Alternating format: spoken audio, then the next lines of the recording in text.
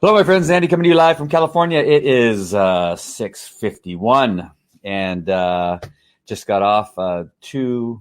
I have three kids that are in elementary school, and I only had two times that you could do your back to school meetings with the teacher. So I don't get to meet one of the teachers, although I know who she is. It's not that big of a deal. But anyway, just finish that up. As if you need to know what's going on in my life. I'm just trying to scramble here because it took a little bit longer than I thought, and I pushed this out as long as I could, and here I am. Hey, Amy. Yeah, finally, I want to be talking to you about how do you kill 11 million people?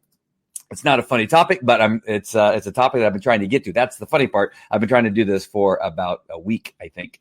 But very quickly, let's go to my sponsors. We're going to be talking about first. Today's happycoffee.com has changed my life. It has gotten me through this first week of online schooling with my kids, for sure, with glee and happiness. I know I put a picture with my hand on my face, but that was more about something else was happening, not necessarily what was happening with my kids. And so I don't want to get into that right now. But the Happy Coffee got me through it. And I've also lost a lot of weight since using today's happycoffee.com. It has an appetite suppressant, so I've been able to get through my intermittent fasting a lot more effectively and have not. I wake up in the morning, I just get going and I do my thing. I take a couple of supplements and I have my coffee, and then I don't end up eating until about 2 p.m. So it's been working really good for me. And then today's CBD oil right here, with the best CBD oil on the planet. It's hard to see with the light, I know. And I bring it. It ain't. I can't get past the light. Oh, dale.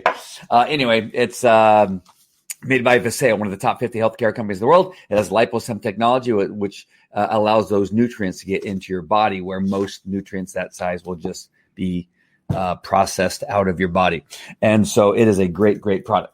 And then I have today's Viseo.com, which is all the other wellness products. So they have Core Complete, they have Renew, a whole bunch of stuff. Go there, check out all the different products. It would take me forever to name all the products, but we have the Beleza, which is the scientifically proven healthcare or skincare product that is reduces wrinkles and puffiness to your eyes and is scientifically proven to turn back the hands of time. So there you go. All right. Let me get rid of that. All right. So we're going to be talking about this book right here and in correlation to what's happening in this world. And it was written, and here it is right here. How Do You Kill 11 Million People? 11 Million People by Andy Andrews. This is a book that was given to me by a friend probably 5-6 years ago, maybe more than that. And he said, hey, you need to read this book. And I'm not sure why at the time he felt it was necessary, but it was almost like an awareness of what can happen in our world, that at any time we can come into a time in our life where we get a faction of politicians who believe it's time to destroy America and create a new country within the borders of what used to be America. And I'm not sure how he knew that was going to happen, but here we are. And I'm going to read quite a bit of this book. So understand that this is what this is going to be. I'm going to be reading to you a few pages of the book. It's a very small book, by the way, and very, very thin. So don't worry. It's not a novel I'm going to be reading to you.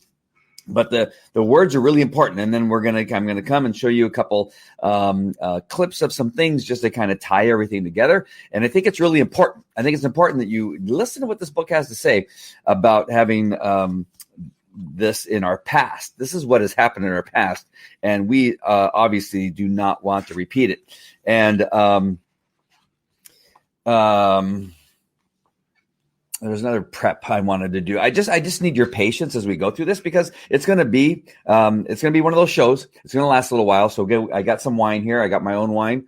I'm drinking Apothic Red, a very good wine, by the way. A friend of mine sent me a whole case of this wine.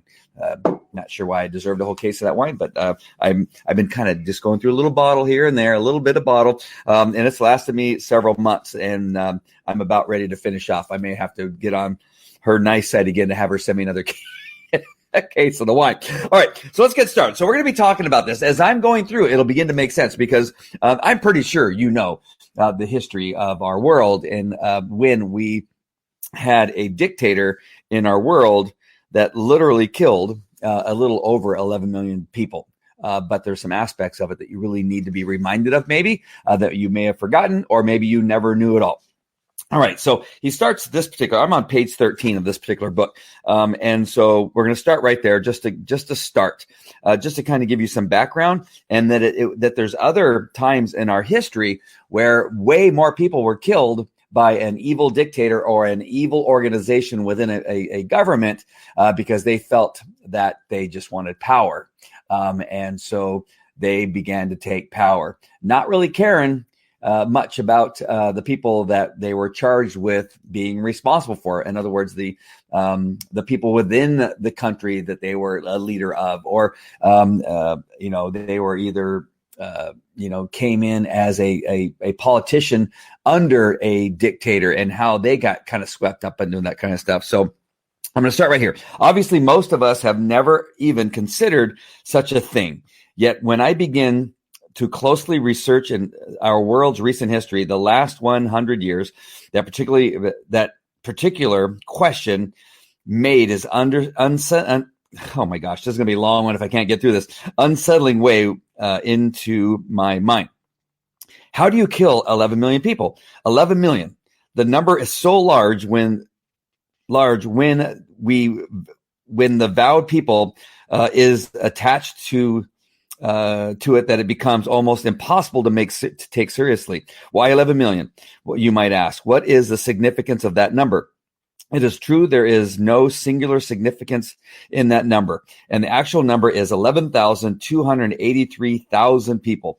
The number of people recorded who were killed by Adolf Hitler between the years 1933 and 1943. 11,283,000 people. That is incredible. Every time I read it, I just think that is incredible. But incidentally, that particular figure only represents institutionalized killing. It does not include the 5,200,000 Germans, civilians, and military war dead. Neither does it include the 28,236,000 Europeans killed during World War II as a result of Hitler's aggressive governmental policies. Wow, that is a lot of people wiped off of this earth.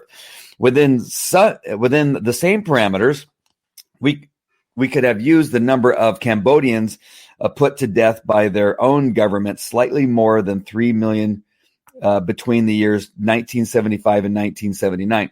3 million from a total population of 8 million. 3 million, oh my gosh. That's fairly close to over a half of the population. We could have used the exact figure of 61,911,000. That is the number of the people who were murdered by the government of the Soviet Union, shown by their own records between the years 1917 and 1987. What? 61 million? Almost 62 million. But only 54,767,000 of the men, women, and children put to death by the Communist Party were officially Soviet citizens. That is 14,322 human lives for every word in this book. During World War I, the highest leadership council of Turkey's Young Turk government decided to exterminate every Armenian in the country, whether a soldier already on the front lines fighting for the government or a pregnant woman. This government institutionally killed their own famous scholars, their own religious leaders, their own children, and ardent partisans of their own country. All 2 million of them. We could have used that number instead. In fact, during our world's last 100 years, there are many different figures from which to choose. 3 million in North Korea, more than 1 million each in Mexico, Pakistan, and the Baltic states. The choices available and numbers of dead killed in the hands of their own governments are staggering. And in other places around the world, they are just getting started. So I'm going to leave it there. There's a couple more paragraphs. I'm going to leave it there. So how do you kill 11 million people?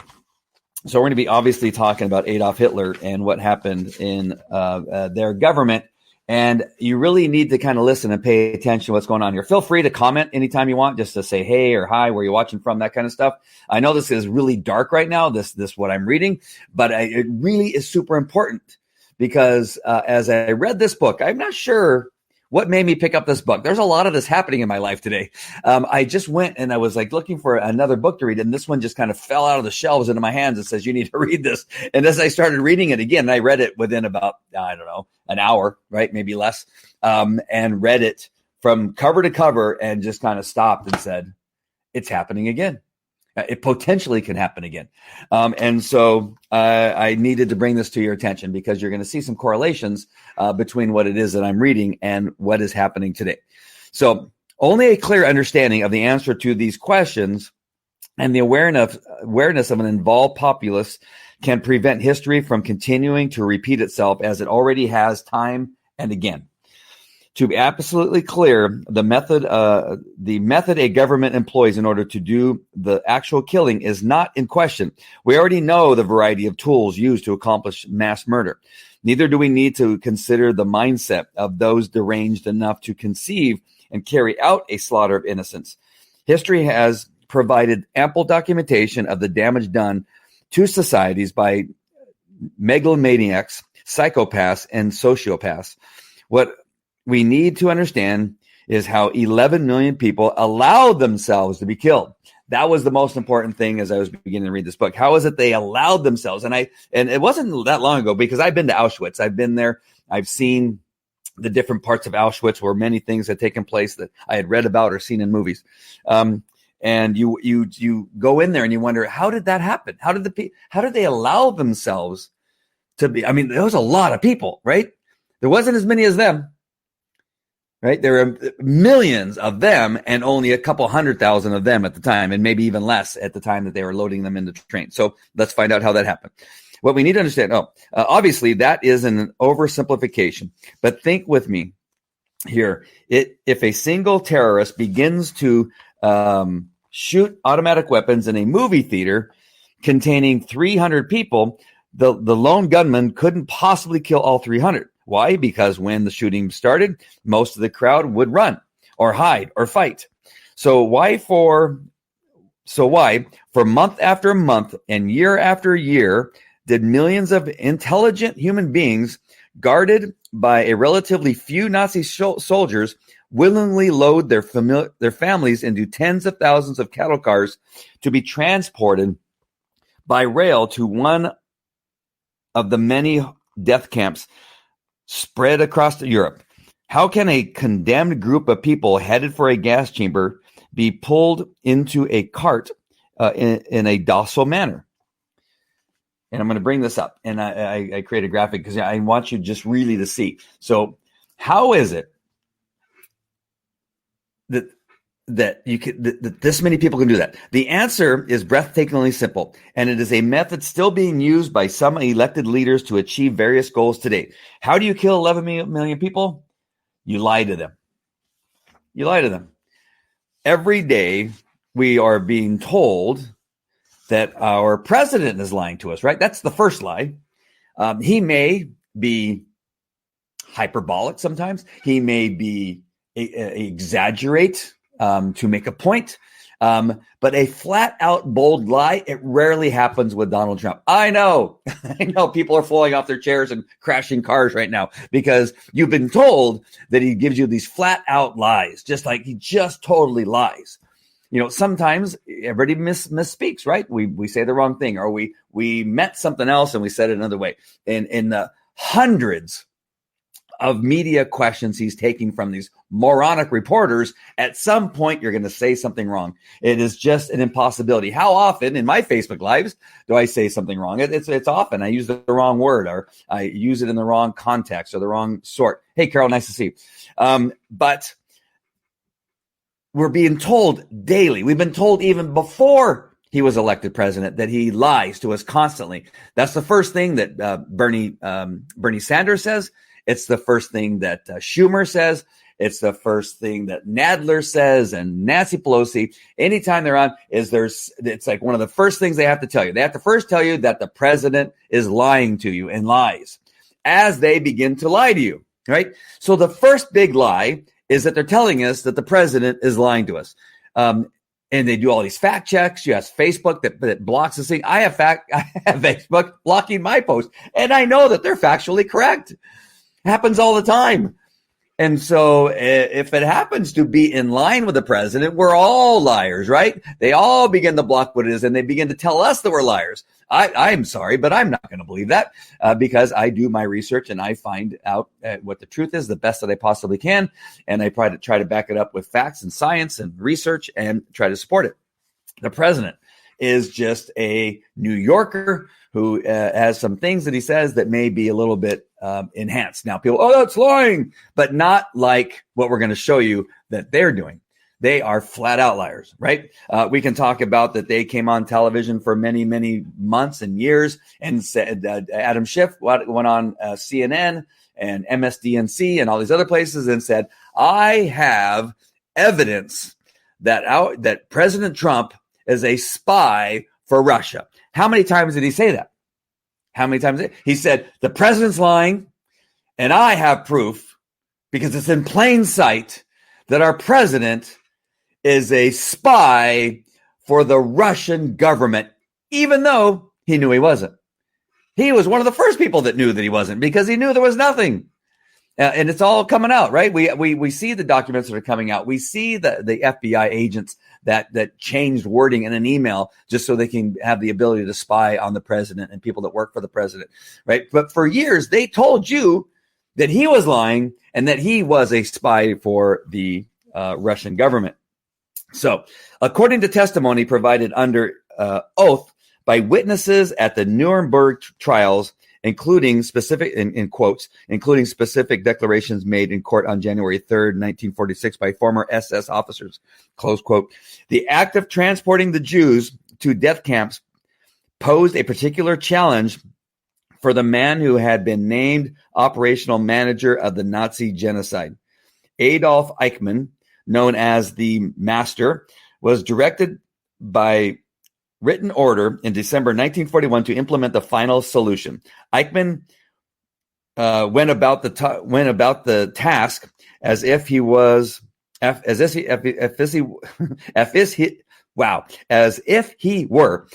president of a multinational corporation. He set ambitious goals, recruited enthusiastic staff.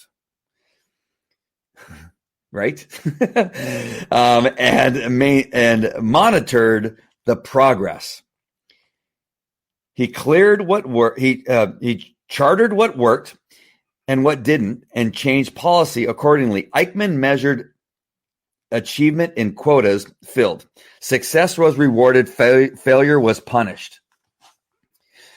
Let me stop right there. So the thing that Eichmann did was he obviously got other people to help him out. Right? He recruited people and enthusiastic people, right? BLM, Antifa type people, Adam Schiff like people that work for Adam Schiff, people that work for the FBI that wanted a safeguard that if there's any chance that Trump might have won, that they had a something in place that they would be able to prosecute him and get him out and lie about his involvement with spying with Russia, right? And so Obama and Biden and Hillary and the DNC recruited a number of these people, right, who were enthusiastic. And this was odd because Donald Trump was actually a very popular person before he ran for president. There was a lot of black leaders that loved him. There was a lot of black rappers who loved him. There was a lot of people who really loved him. A lot of people who watched his television show. I was not one of them. I don't know why, but I didn't watch his television show. But there were a lot of people that really liked him. Right. But suddenly when he was running against them and they thought, oh, no, this businessman obviously can't get in here because he doesn't understand what we do here in politics. He doesn't understand what we have. He may ruin it all. He may come in there and say, hey, what is it you guys are doing? This is kind of stupid. You guys are wasting money here. The governments of these other countries are not giving us the money that they owe us. And they're going to ruin everything because what's happening is so that they didn't have to give the United States the money that they owed us or were supposed to give us.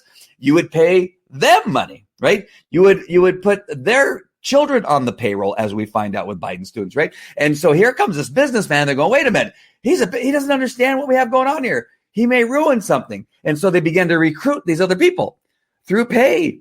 We've learned that there's people that had these grants, the grant to write the dossier there was a grant to write and research the dossier to create a document that they can use against them. The one of the spies that was able to get it done, a foreign spy that was able to get that done, he was actually paid a good deal of money through a grant from the U.S. government. We paid for the dossier. We paid for the spying on candidate Trump, eventually President Trump. All right. And so they were able to find and we're talking about Eichmann here. All right. Now I know that people are going, you can't be, this is conspiracy that no, I'm telling you, this is what's happening, because based on everything that's coming out in regard to the investigations into the Russian collusion and spying, these are the things that are beginning to come out. And you had some enthusiastic people that were helping the DNC and Biden and Obama and Clinton's to get this job done. And they almost did. But they got caught. They fell apart. They forgot about this thing called the internet. They forgot about this thing called the American heart for Americans and patriotism. They forgot about that. And so they got caught before it actually began to happen. Do I think they intend to kill all of us? No, but we see a lot of people dying today, don't we? Because of their ineptness, because they don't take action, because they didn't want the president to come in and begin to stop the rioting. So now people are dead because of because of who they are and what they want. They're more concerned about getting elected. They could care less what's happening in our cities. So to continue, an interactive web of lies. Achievement quote. Yeah. An intricate web of lies to be delivered in stages was designed to ensure the cooperation of the condemned but unknowing Jews. First, as barbed wire fences were erected encircling entire neighborhoods, Eichmann or his representatives met with Jewish leaders to assure them that the physical restrictions being placed upon them, upon their community, in what later became known as ghettos, were only temporary necessities of war. As long as they cooperated,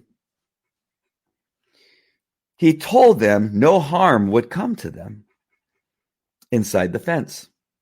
Second, bribes were taken from the Jews in the promise of better living conditions. The bribes convinced the Jews that the situation was indeed temporary and that no further harm would befall them. After all, they reasoned, why would the Nazis accept bribes if they only intended to kill us and take everything away?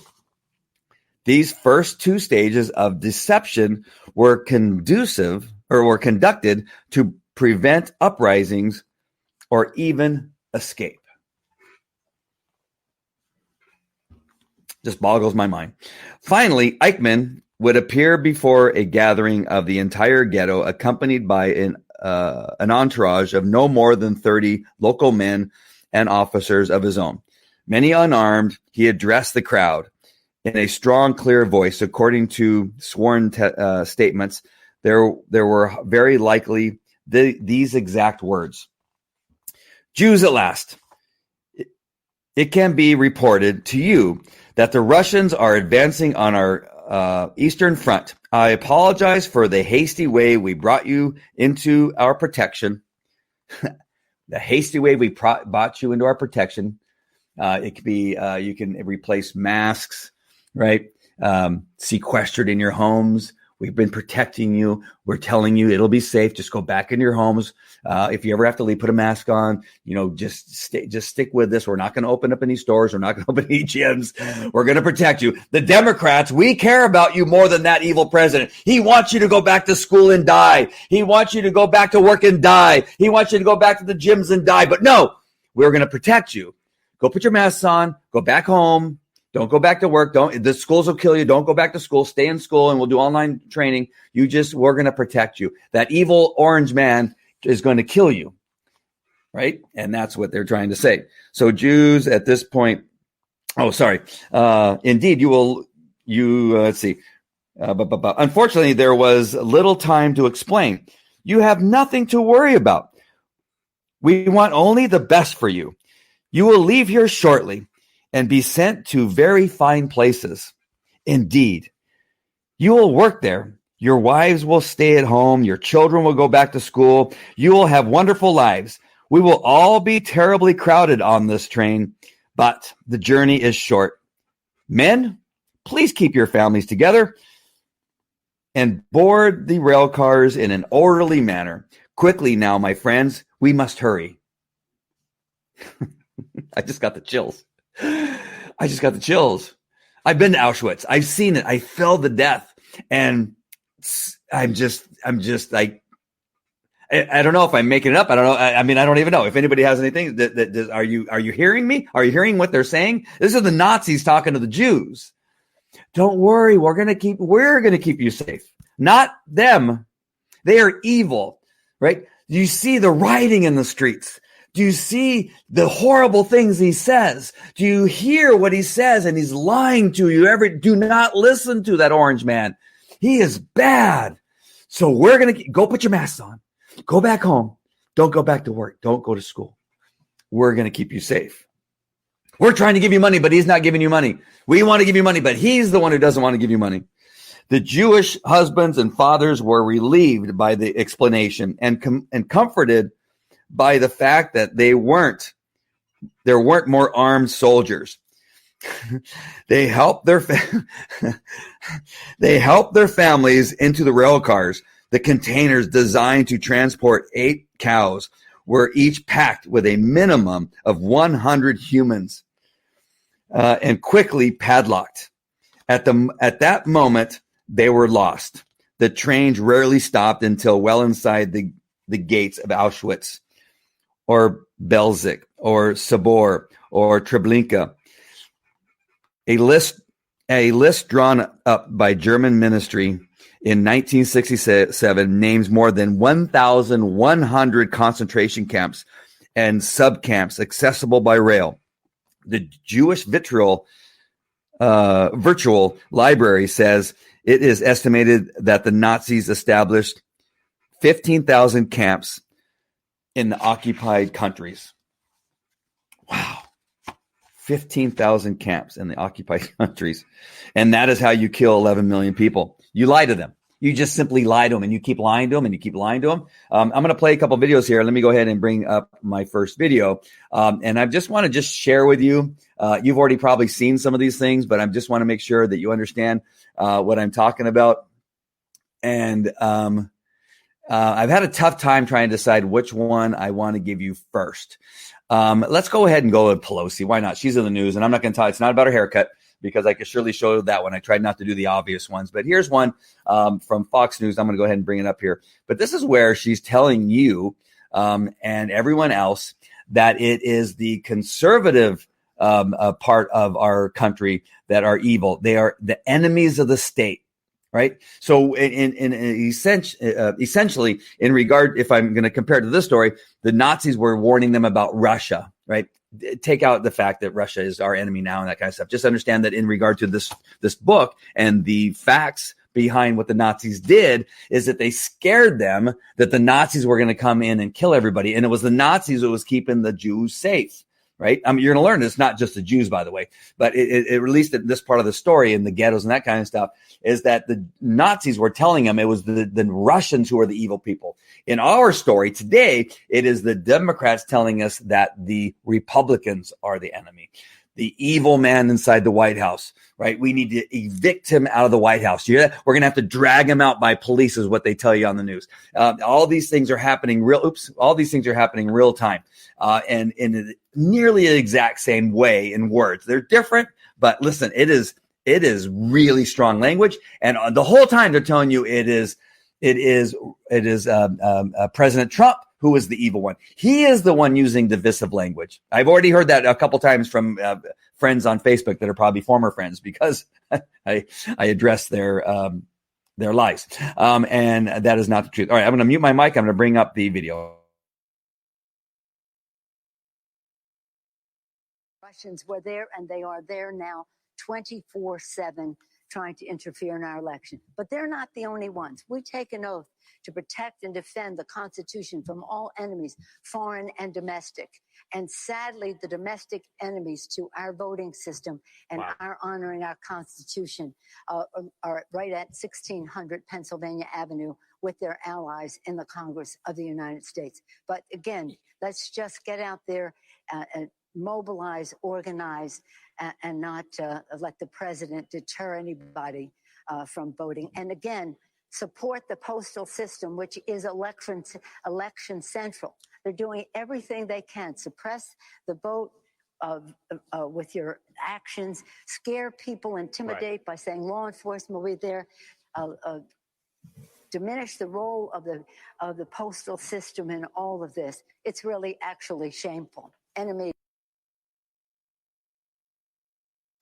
Sorry about that. I cut off the most important part. She was getting ready to say enemy of the people, that they are the enemies of the people. None of that is happening, right? He's not stealing all of the mailboxes, although they tried to lie to you and tell you that he was stealing all the mailboxes and hiding them in the garage of the White House, that all of this stuff was happening, right?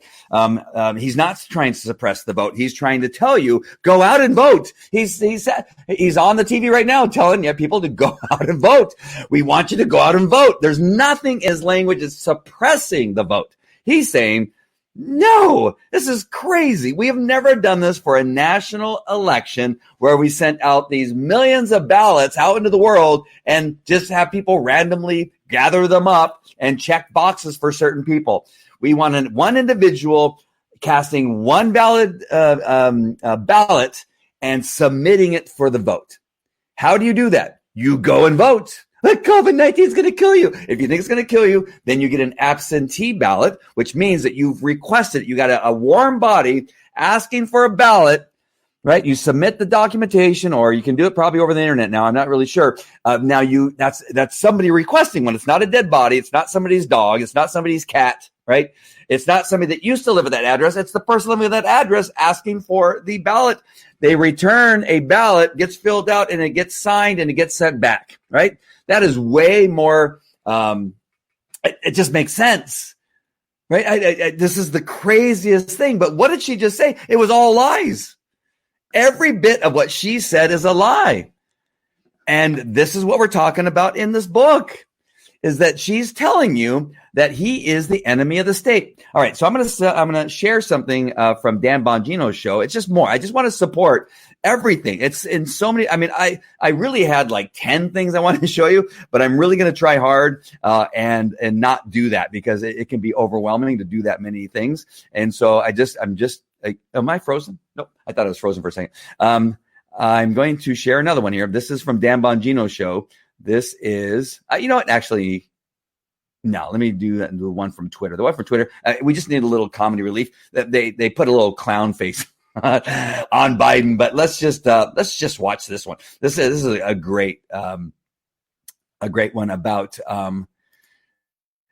him lying about what Donald Trump said about the white supremacists.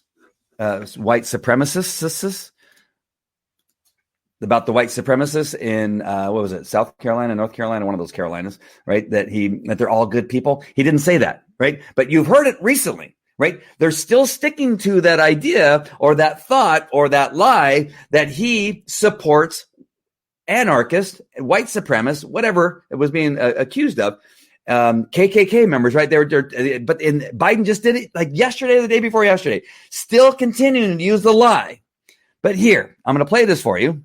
And I'm going to mute my mic and play. Many people in that group other than neo-Nazis and white nationalists, okay? Their veins. But he said specifically that he was condemning them. He said he walked out and he Sorry about that. I'm going to do it again. Straight. Not everything always goes perfect. I know I'm nearly perfect, but I messed up. All right. I'm going to mute my mic. I'm going to take it back just a little bit. Hold on. Here we go.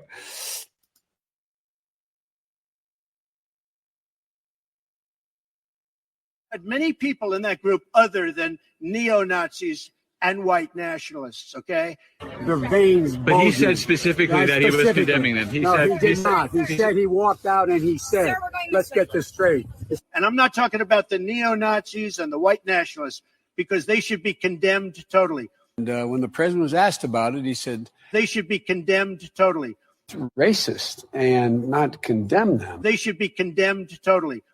He said there were, quote, some very fine people on both sides. And I'm not talking about the neo-Nazis and the white nationalists, because they should be condemned totally. Just a week ago yesterday was the third anniversary of the events in Charlottesville. Other than neo-Nazis and white nationalists, okay? And remember what the president said when asked? And I'm not talking about the neo-Nazis and the white nationalists, because they should be condemned totally. He said there were, quote, very fine people on both sides.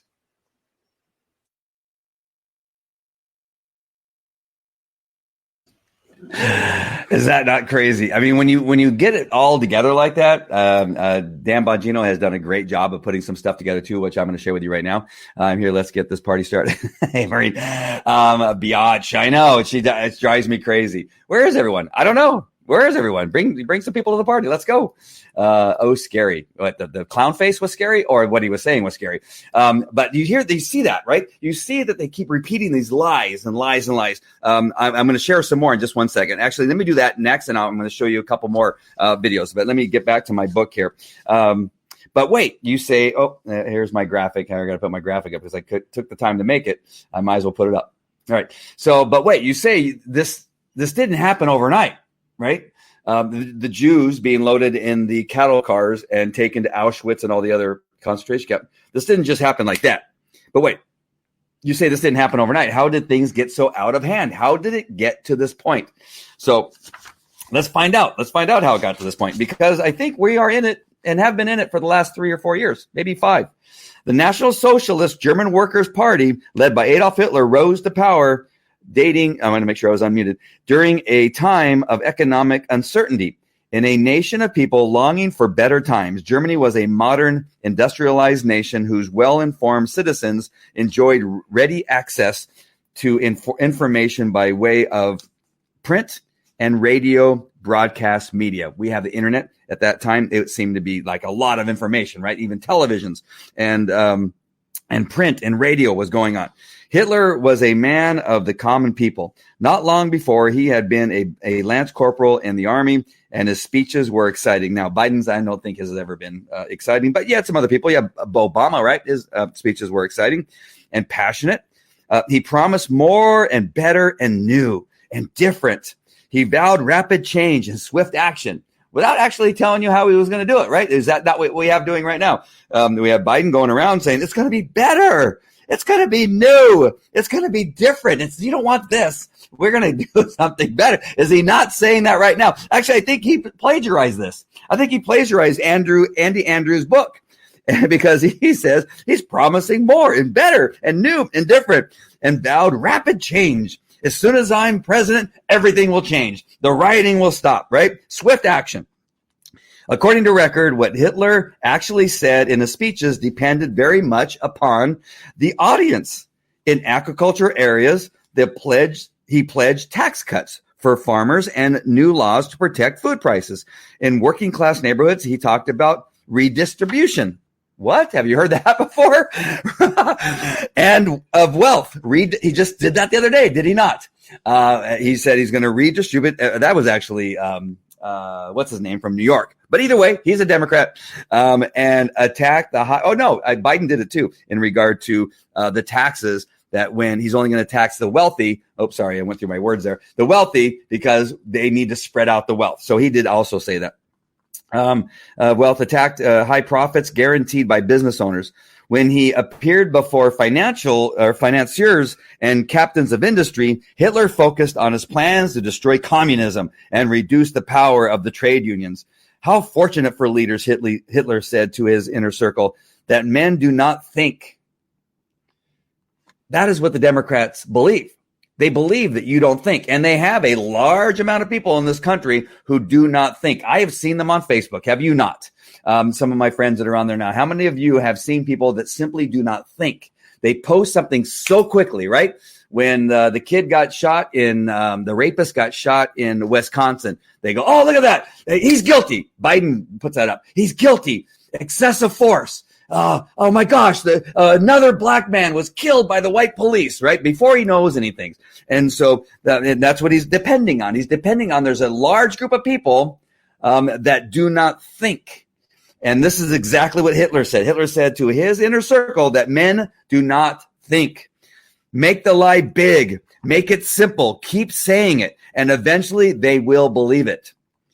In Mein Kampf, Hitler's autobiography, he wrote, the great masses of the people will more easily fall victim to a big lie than a small one.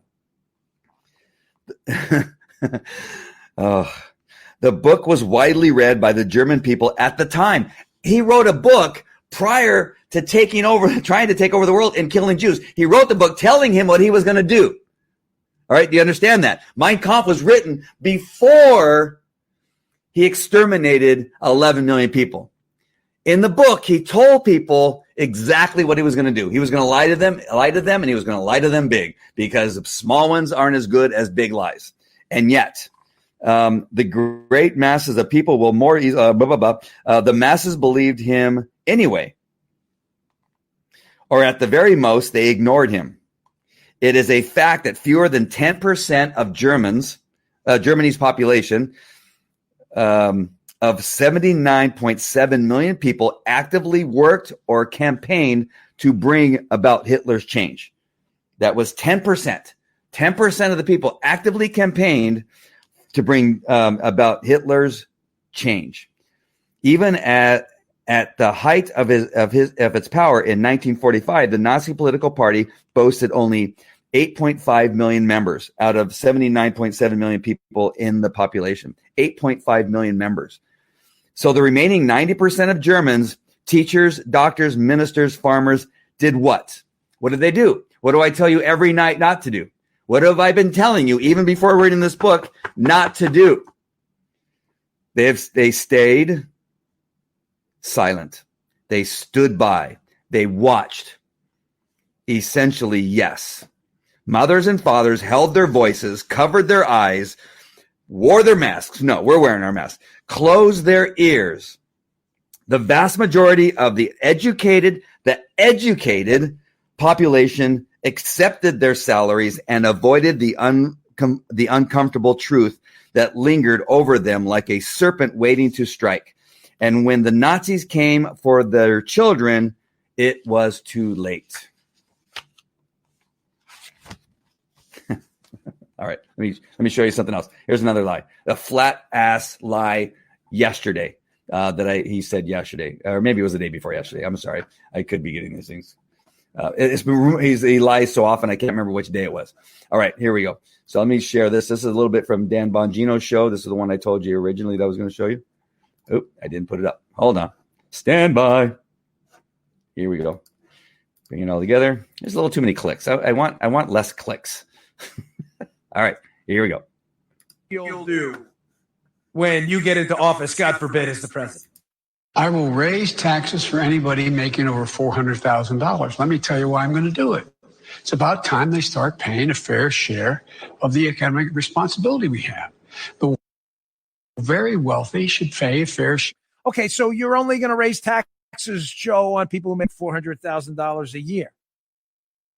So Joe Biden clone, can you debate Joe Biden here and say, hey, what about me? What if I'm doing okay? And, you know, I just want to be left alone, maybe not making $400,000 a year, but what do you think about original Joe Biden? What do you think what he just said?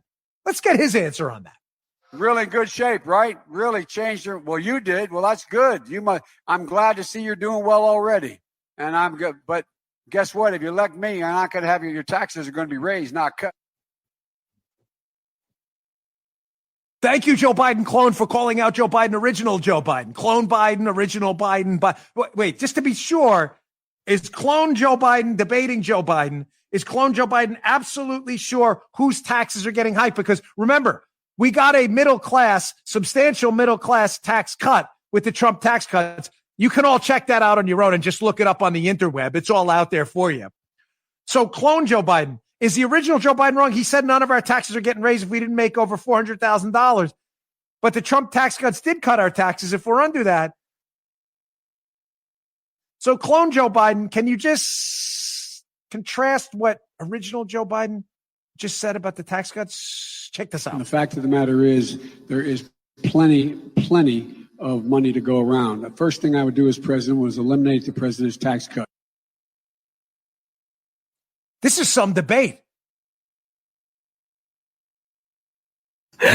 Yeah, some debate, right? I'm only raising taxes at the top, and then he begins to say he's lying. And do you remember what I said? That depending where his audience is, Hitler would change his message depending who he was speaking to. Do you see Joe Biden? Now, there's another issue, and I know I'm using Biden, and it's I'm kind of like going, should we really be using him? And that's why I threw Nancy in there. And I talked about Adam Schiff and some other people, because I'm really not sure that he knows what he's doing. But somebody's telling him what to say, or he has enough, still a little bit of brain cell there, that he's understanding that he has to tell certain people in certain audiences different things based on where he's at. Again, what he's not realizing is that there's the internet. There's this thing called social media. There's YouTube, where we can hear his words that he spoke once before. But again, lying to everybody at all times. There's not a truth in any of that. I mean, the truth is he's going to raise taxes, right? But he keeps lying about who he's going to raise taxes for. And in the end, it's for everybody, right? Tomorrow we'll hear him again say that he's only doing it to the top 10%. And that's somehow going to pay for everything. It is just simply not possible. He does say always that he's going to take away all the tax cuts that Donald Trump put into place. And that is the truth. So I'm going to play you one more thing. I just want to hit this home so that you guys really get an understanding. Again, there's so much of this particular subject matter that we could have talked about. Why can I not find? Oh, here we go. Here we go. This is going to be about, you guessed it, fracking. Here we go. Here, but let's go to another issue. Joe Biden seems confused, debates himself all the time. So here's original, not clone Joe Biden. When we asked him a question on, fracking, he says, I'm not gonna do anything to stop fracking. Mr. Biden, what are you going to do about fracking? I am not banning fracking. Paula, can you play that one again? Are we sure, Mr. Biden, on fracking, please? I am not banning fracking. I'm sorry, Paul. I know I'm driving you crazy. Original Joe Biden, not clone Joe Biden. One more time on fracking, so all of the American public understands. I am not banning fracking. Okay.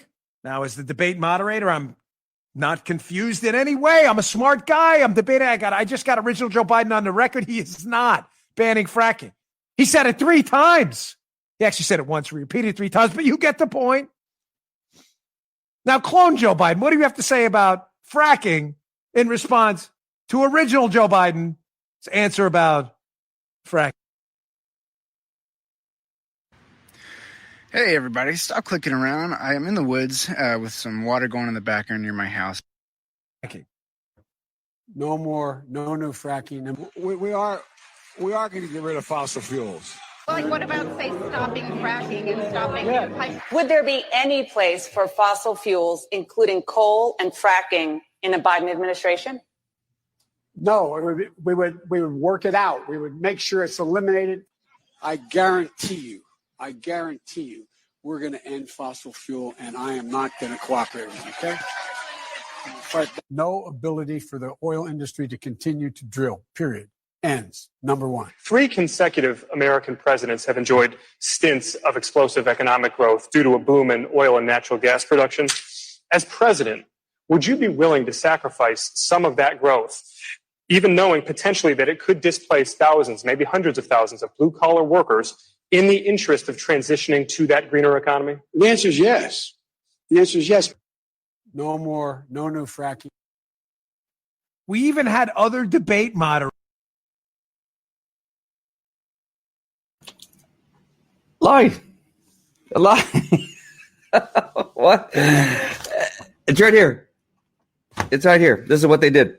The lie is big, right? Those are big lies. You're going to take away all fossil fuels and you're going to end fracking when you're talking to an audience and you're standing there next to Bernie because you don't want to sound weaker than Bernie, right? That's really the reason probably he said that he was going to end up because he didn't want Bernie to come on and say, hey, we're going to lower, however you talk, we're going to stop all fossil fuels, the new Green Deal, right? Whatever. Oh, that hurt my throat. And so he's playing to wherever he's at, whoever he's up against, whatever audience is watching. And he's a nut. He's freaking crazy. And that's what they do. They just keep telling these lies. And whatever audience, they don't watch anything else, right? They don't watch me. They don't watch Dan Bongino. They don't watch Fox. They don't watch anything else that will give them a different view and say, wait a minute, you just said that you were not going to end fracking. And then over here, you said you were going to end fracking. Right? What they're hoping is that these numbers of people that don't care or work or don't read a newspaper, don't know how to read a newspaper, that they kept in these ghettos themselves, right? They keep them in these ghettos. They keep them as low income as possible. They give them horrible schools, don't educate them, and they keep telling them, we're just going to keep giving you free EBT cards, right? EBT cards that are, it's free stuff. Right? We're going to give you free alcohol. That's what they did in San Francisco. We're going to give you free room and board. We're going to give you free food. We're going to give you free stuff. Right? And they're hoping all these people that they can gather, these millions of people that are lazy ass people, along with people that they've pushed down as far as they possibly can. So there's no hope of getting out of the shithole of Baltimore, the shithole of Minneapolis, the shithole of Chicago and Seattle and Portland and Los Angeles and San Francisco where they're crapping in the streets, right? There's no hope for these people. Yeah, and they keep telling them, listen, it's his fault. It's the guy that's in the White House's fault. He's the one who's doing it. He's divisive. All of his language, he's racist. And they're telling you all this stuff when in fact, they're the ones who are racist. It all catches up to them. We heard Cuomo, right? We heard Governor Cuomo say, he can't come to New York without an army. He's better come well armed and because he's not going to survive. Like, what an ass. Like, what? And it's all beginning to come out. Pelosi got caught. She couldn't hang on, right? She couldn't hang on because she's busy telling you what to do. And then she goes, it doesn't matter. It's not me. I don't have to do that. It's just them. It's just those people. And she walks in without her mask. Again, I could care less if she wears a mask. She's probably got some comorbidities and, what do I care whether she wears a mask or not? It's the fact that she's telling you to wear a mask and her nephew shut down. They're showing liberal cities in crisis right now. And it's exactly what I'm telling you right now. It's a shithole, right? There's people living on the streets. They're crapping in the streets. There's an app to tell you where all the crap is. That's how bad it is in these cities. All right. So you see it. This is Andrew again, Andy Andrews again. This is reading from his book, How Do You Kill 11 Million People? You see, it wasn't only the Jews who were persecuted. Today, most people are unaware that of the 11 million people exterminated, 5 million were not even Jewish. In Dachau, one of the largest and most infamous of all concentration camps, only a third of the population was Jewish. A third. We've all heard of the yellow triangles the Jews were forced to wear for identification. Do you know the other colors that were used? Brown triangles identified gypsies and those of Roman descent. Purple triangles were worn by Jehovah's Witness, Catholic priests, and Christian leaders who ran afoul of the government. Black triangles marked one as a vagrant, worn by any person lacking documentation when asked to prove for proof of a permanent address. Blue triangles were forced on those who had moved to Germany from other countries, unless they were Jewish, in which case they wore yellow. Red triangles were worn by a large and diverse group. You were red if you were a member of a trade union, a Democrat, a Freemason, or any number of categories labeled as a political nonconformist. Pink badges identified homosexuals through any suspected perpetrator of a sexual offense such as rape or pedophilia was also given a pink triangle. Green badges were given to common thieves and murderers. And since they were not suspect politically, these prisoners called capos were often in charge of the others. Listen, this was one thing that just like, they're releasing the prisoners by the thousands of California, 8,000, 9,000 prisoners, felony prisoners, not done with their time, rapists, right? Manslaughter, drunk drivers who have killed families, thieves, burglars, robbers, car thieves are in the thousands are being released within California. Thousands. They are not mandated at all to go anywhere, right? They're releasing them and giving freedom to them, but they're incarcerating good people, tax-paying people, business owners. You can't go to work. You can't go to school. Stay in your house. Put a mask on, right? But yet they're releasing 9,000 people. In this Nazi world, the purple badges, red and pink badges, the green badges were given to common thieves and murderers. And since they were not suspect politically, these prisoners called capos were often in charge of the others.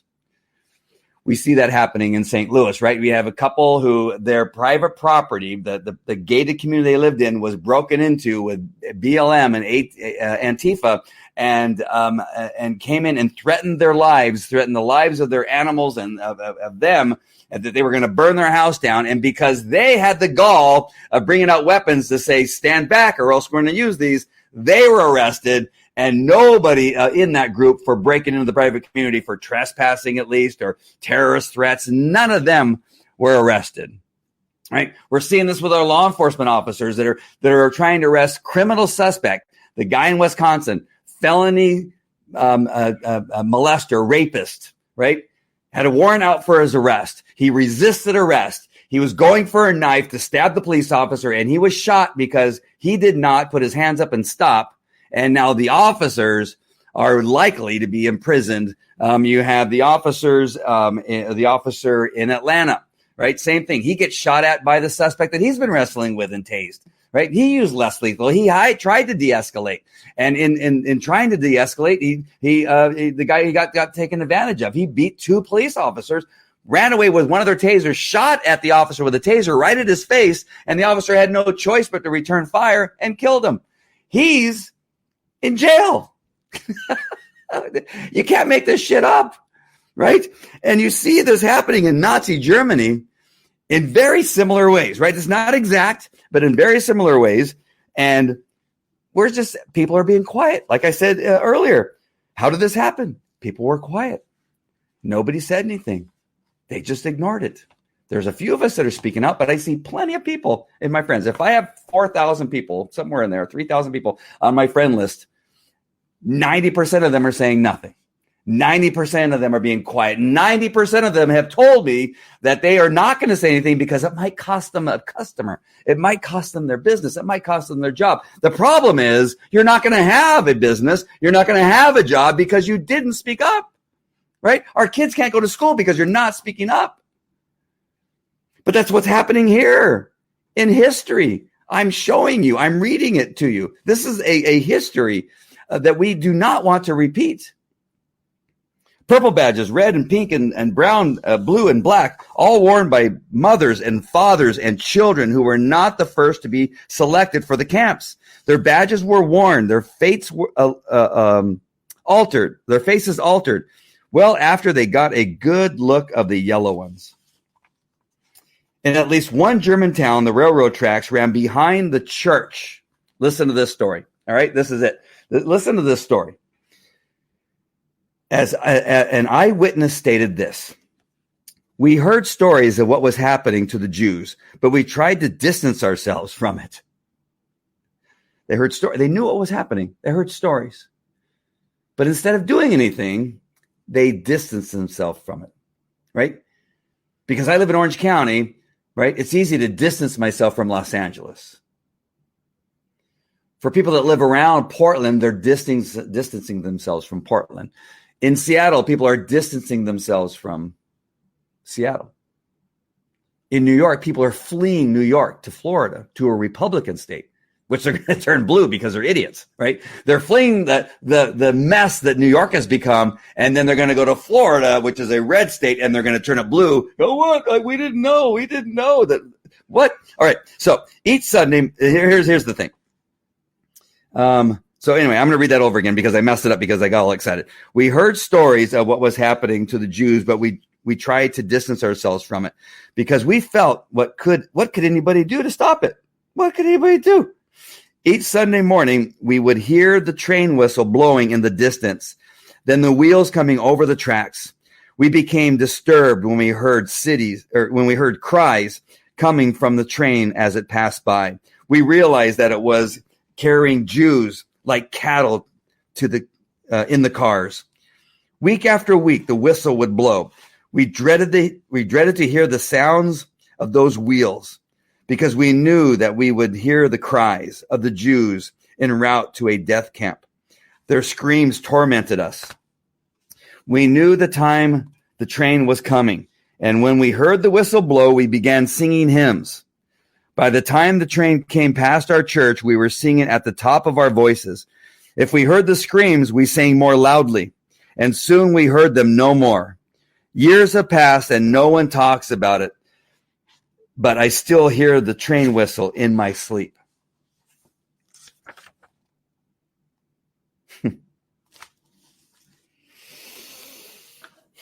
Hold on. I just need to recover because I have been there, right? I've been there in Auschwitz and I've felt, you go into Auschwitz and you feel the death, you feel the horror, you feel the evilness inside the camp. It is huge. It is as far as your eyes can see. It's flat ground. You look at the fence that goes and goes and goes and goes as far. It gets smaller and smaller and smaller until it disappears. It is a huge location. When you talk about millions of people in a fenced-in area with guard posts every 100 yards or so, and you see it for real, and you stand there and you look at it and you see the railroad tracks that lead into Auschwitz, and you know that on those tracks rode railroad cars, cattle cars full of Jews. At one point, those are the same railroad tracks that took people to their deaths. I've taken pictures of it. I've shared it on my Facebook page over the years that this is real. This was happening. You have people in a church hearing the horns and then the wheels and then the cries and the screams coming from those trains, and they kept silent. As a matter of fact, they sang to drown out the screams so they didn't have to hear the screams, so that they can ignore the screams. With all we now know, does anyone believe that telling the truth will solve all a nation's problems? Of course not, but it is the beginning. In fact, speaking truth should be the least we require of our elected leaders. After all, what are our standards for being led? You see, the danger to America is not a single politician with ill intent, or even a group of them. The most dangerous thing any nation faces is a citizenry capable of trusting a liar to lead them. In the long run, it is much easier to undo the policies of a crooked leadership than to restore common sense and wisdom to a deceived population willing to elect such a leader in the first place. Any country can survive having chosen a fool as their leader, but history has shown time and again that a nation of fools is surely doomed. Incredibly, there are currently 545 human beings who are directly, legally, morally, and individually responsible for every problem America faces. Have you ever wondered why America doesn't have a balanced budget? Have you ever in your life heard of a politician who wasn't for a balanced budget? Have you ever heard a politician speak in favor of a complicated tax code that ordinary citizens would find difficult to understand? Then why do we have a complicated tax code that ordinary citizens find difficult to understand? Meet the 545 men and women who enact every law, propose every budget, and set every policy enforced on the citizens of the United States of America. 1 president, 9 Supreme Court justices, 100 senators, 435 members of the House of Representatives. By the way, have you ever noticed that if any one of us lies to them, is a felony. But if any one of them lies to us, it is considered politics. According to the United States Bureau of the Census, our population has now increased beyond 311 million people. I just checked, it's 327 million. To be clear, that's 545 of them and 327 million of us.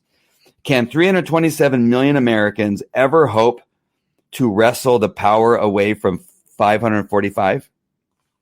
One would think so, but did you know that during the past quarter century, no presidential election has been won by more than 10 million ballots cast? Yet every federal election during the same time period had at least 100 million people of voting age who did not bother to vote. There's more to this book, but that's it. That's all I needed to read. We've been told for 4 years that Donald Trump is a fool. We've been told that he's a liar. We've been told that he's stupid. We've been told that he's lazy. And from every indication, everything that I have done to research and read and know and understand and look at who you kind of start with his family, right? You start with his close family, not the family that cut out the will. They're angry, right? You start with his sons and daughters, right? Including his, those who married in. They all love him. They all love him. Oh, sorry about that. Oh, did I just click on that? I don't know how long that's been up. Sorry. They all love him, right? One way to tell if a man has integrity and, has been there for his family is how his children treat him. And I feel that strongly. Anytime I see a child who looks up to their parents with an eye of, wow, I really like my parent. And yes, dad, yes, mom, yes, sir, yes, ma'am.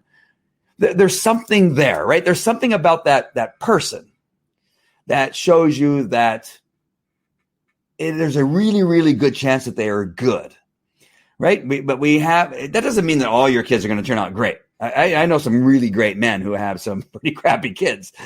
But how many times you have as many people that are in divorced, right? What is he married 3 times? I forget, right? But yet all the children from all the marriage love him. And he stops whenever they call, he stops. That's what the word on the streets. Even people that I know that know somebody that knows him says he gets a phone call from a kid. He'll stop a meeting with sometimes a governmental representative to take the call from his children. That is one of the things that you can look at. The other thing is you look at the people that are that work with him that don't have some type of agenda. There's many people that know him and work with him. And again, I know some people that are fairly close to him. I think there's one person removed or worked in the White House. I have a friend in Nashville that knows somebody that works in the White House. I have other people, they say, he is the greatest guy to work for. He is really the nicest guy. And they go, it is shocking that we have so many people in the White House that hate his guts and spy on him and leak stuff.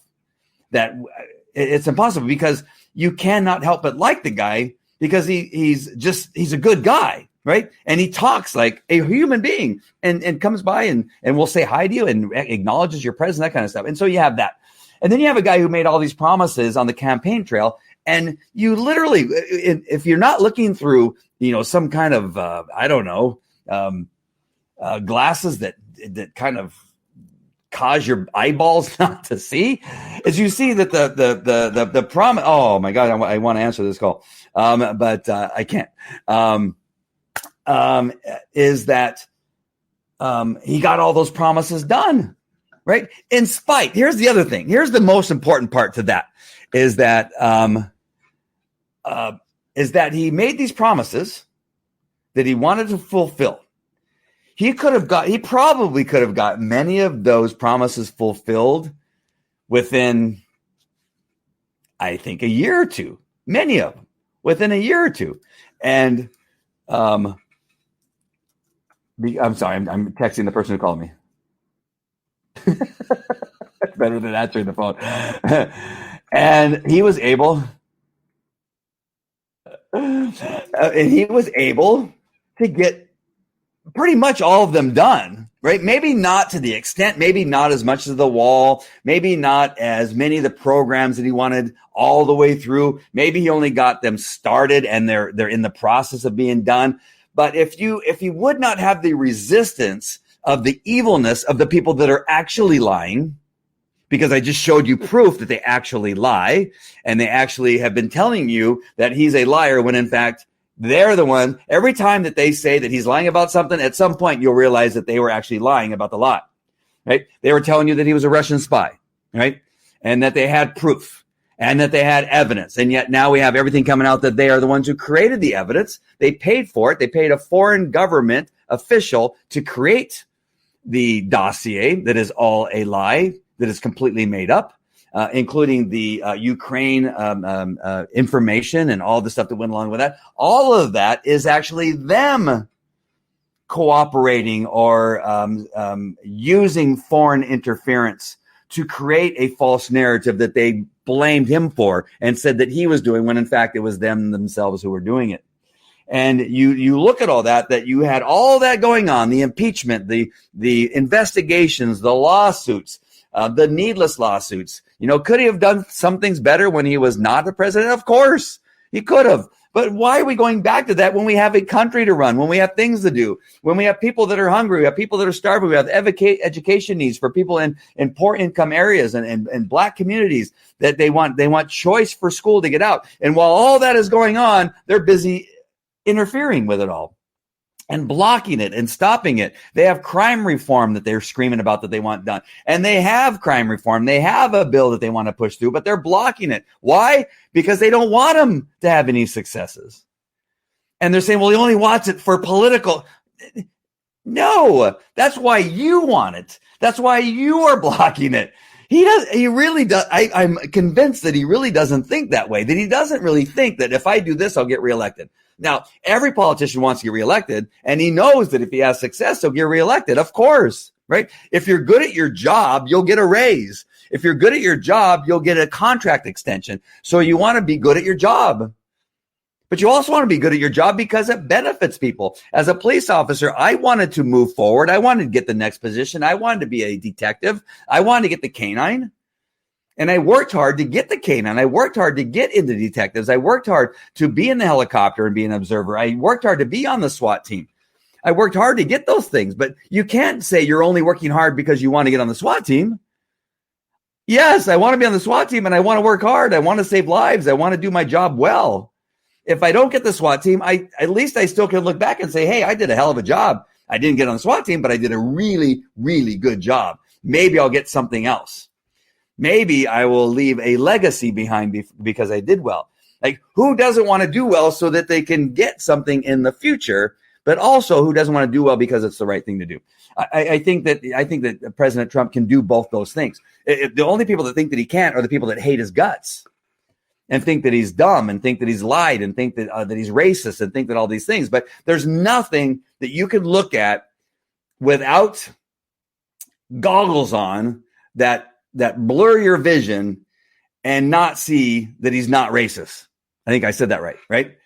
Because if you just look through his history and what he's done, the things, the people that he's hung out with, the people that he's supported, you know, between Herschel Walker and him having a really great friendship where Herschel Walker would watch his kids and then the Herschel Walker's kids would sometimes go to Donald Trump's house and these relationships that he had with what races has a relationship with black people? I don't know many. I don't know any races that I know of. Well, that's not true. I think I might know one, but I can't imagine them having a black person babysit for them. That would never happen. As a matter of fact, I know that would not happen. All right. And so you can look at all these things. And again, I know that you can have these thoughts and these things in your head that are causing you to have this thought process that, Andy, you're only saying this because you're a supporter. I'm a supporter because I'm a supporter of the United States of America. I want America to succeed. He is the only president that's gotten as much done. If you look at the list of things that he's got done in 3 years, and again, you have to look at the list and think he did all that when there was no one on the other side helping him, where he had to work. He was like a salmon swimming upstream. Right? At no time was he swimming with the current, right? He was always a salmon who was swimming. God, I got to swim through all this crap. I got people throwing stuff at me. I got Molotov cocktails coming into the White House. I got barbs coming at me. I got all kinds of shenanigans coming at me. And at no time was he ever swimming with the stream. At the entire almost 4 years, he's been swimming against the stream, and yet he has gotten more done for the black community. You throw at him a pandemic, right? And he still gets things done. We had a little downturn of the market, which always happens when we have a large rise, right? There's always going to be a downturn. It's going to come back up again. Today's one of those down days. It'll be interesting to see what happens tomorrow. But in spite of that, that's how strong the economy is that he built.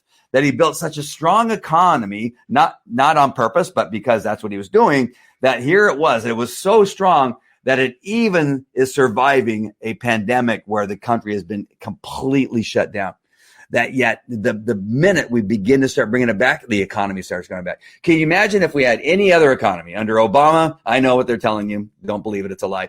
Under Carter, under who else can I think of? I can't think of that many people. But no, I mean, there's no economy that could have gone through this pandemic and be where it's at today, still breaking records. With a pandemic that shut everything down in the way that it did. And so this is amazing. All right. So that's how you kill 11 million people by the reading of this book. Get this book. It's good to have around and read every so often to remind you of why silence will get you killed. Silence and lies is how you kill 11 million people. That's what I took from this book. Not speaking up, ignoring the obvious, pretending that you're not hearing what you're hearing, and blah, blah, blah, blah, blah. Being afraid that if you speak up, that you'll be canceled by your friends, that you will lose a customer, that you'll lose your business. I'm telling you, that is not the case in many ways. Some ways you will lose some people. That is true. But it'll make you better. It'll make you a better person. It'll make you proud that you spoke up.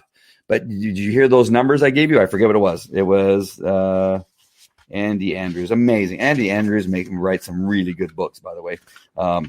And there's some other videos and things that I read. Where is it? Where's the silence? You see, it wasn't the Jews. What was it? Gosh darn it. I'm not going to find it fast now, am I? We know the time the train was going.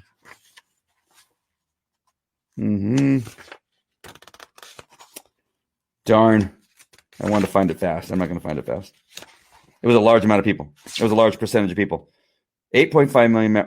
Only 8.5 million members of the Nazi Party. So the remaining 90% out of 79.7 million people.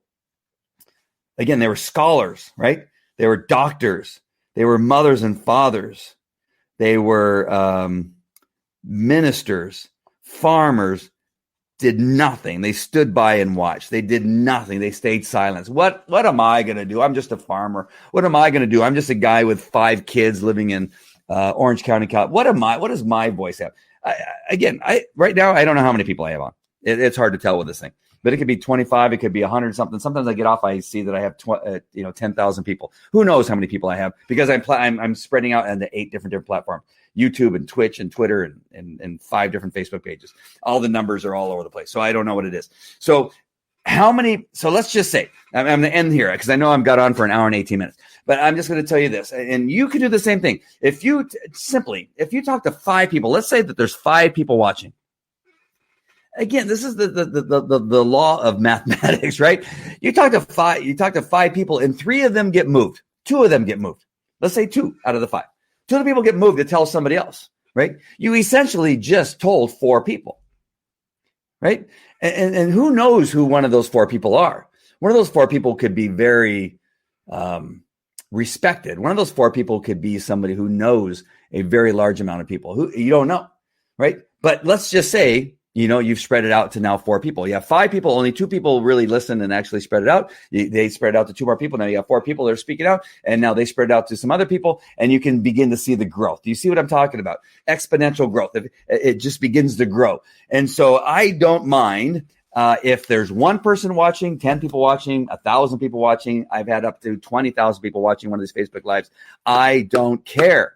I am not staying silent. I am not going to sing louder when I hear the whistle blowing and the wheels of the train coming down the tracks just so I can ignore the cries of the people inside that are being led to their death. I am not going to sing.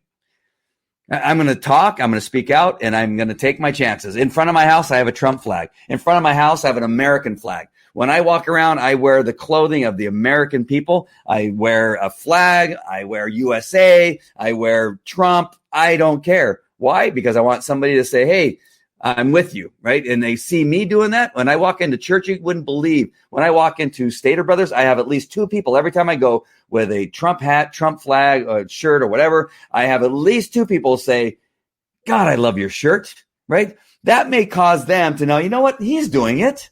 He's not afraid. I'm going to do it. I see what happens to people if you don't walk in Portland with a Trump shirt. Not right now. Not unless you're with 35 people, right? Don't be stupid. But there's a start, right? I walk into Stater Brothers. I walk into Hobby Lobby, which is pretty safe. I walk into Albertsons. I walk into Home Depot, right? I have countless people that go, dang it, I like that shirt. Way to go. Thumbs up. Give me knuckles, right? I'm at church. People go, oh my gosh, I love that shirt.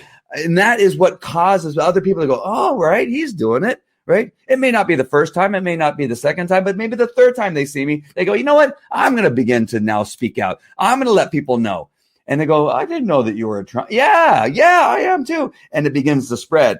So don't be silent. Don't raise your voice in singing to ignore something that you need to speak out about. Those people in that church said nothing, and those people were led to their death. Would they have been killed? Probably. But if you get enough of it, there was 9. What did I say? It was 90% of the population said nothing. 90% of the population could have taken over the 9% of people, whatever it was, the 10% of people that were crazy ass lunatics, right? Oh, a crap app. What did I say? What I say is a crap app. I need to know what I said. How is Biden going to fly around then? Maybe he will bike to. It is possible. I don't know. Were you this conservative when we rode together? Never knew it. I don't know. I don't know if I was. I think I was just a guy. I was just a dude. The country was fine. I didn't have to speak up. You know what, Carol? You bring up a good point. I'm gonna actually. I was telling somebody this the other day. Why am I so vocal now? Why? And I probably wasn't as vocal then. But I was. It depended on the subject matter. I mean, in the end, in Anaheim Police Department, I was pretty vocal. That was the one thing that caused them to give me my retirement badge and say, "Hey, could you go do your business because you're getting into some things here, and we don't like it." And that was I was burning people off who were lazy ass bastards and not doing anything. They were sitting on their ass doing nothing, and so they got pissed off at me. And this was leadership, right? I burned off a couple lieutenants and captains for doing nothing because they pissed me off. Don't piss me off. Get me going. It's not always the right thing to do, but it worked, right? It actually did make some changes. Some changes did happen because I spoke up then. So that wasn't in conservative. It was that there was a lieutenant who was not doing his job. And it ended up causing me to be retired. So to answer your question, why am I so now? I have 5 children who need to live in this world while I'm still alive and after I'm gone. And they're going to have children. I know they're going to have children. I know at least my 4 younger children. My oldest daughter probably will too. I'm not quite sure where, what her plans are. She's 26. She has a boyfriend right now. I'm not really quite sure. She's really into her work and art and that kind of stuff. I see her wanting to travel, that kind of stuff. And that's why I'm not sure if she's going to have kids, because I see her lifestyle of one that, like, if I have kids, I'm not going to be able to do all the things I want to do. But I have my 4 younger children who almost all of them, I believe, are going to have huge families. They're probably going to have 4 or 5, 6 kids each. So why am I so vocal? Is because I have children that I know are going to live in this world while I am still here. And as long as I'm a part of it, I want to show them that I fight for this country and I fight for them. And I want them to do the same thing. I want to set an example for them that they need to not lay down and die, that they are not to be a bunch of, there's only one word that really describes some of the people that I see. And that is not a nice word that starts with a P, and it rhymes with wussy, right? I do not like people that are just like, you know what I don't like? I don't like people that shake hands and it's really soft. It just drives me crazy. Like, would you shake a hand like a man? It drives me crazy.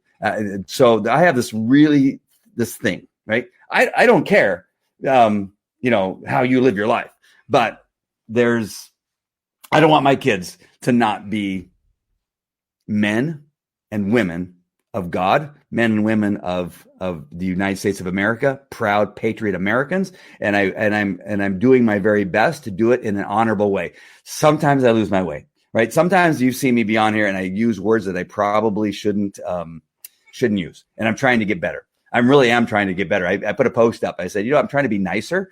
And I'm trying not to use that kind of language because that's what Trump gets into trouble too, right? He says things like I know Trump and I would get along perfectly fine because we use the same kind of words that piss people off. I piss people off today on Facebook. And that's because I say, what are you, a pansy? Like, let's go and take care of this, right? Like what? Well, you're just so mean. Like, I can't believe that guy shot that he was being chased and he got cornered and he should have just laid down and died. I don't know why he shot that other guy and killed him because he was going to die if he didn't kill him. Of course he needed to shoot him and kill him because he got chased into a corner. What are you, a big wuss? He was, right? I mean, that's the kind of conversations I have. And so I'm trying to be nicer and not so sharp like that.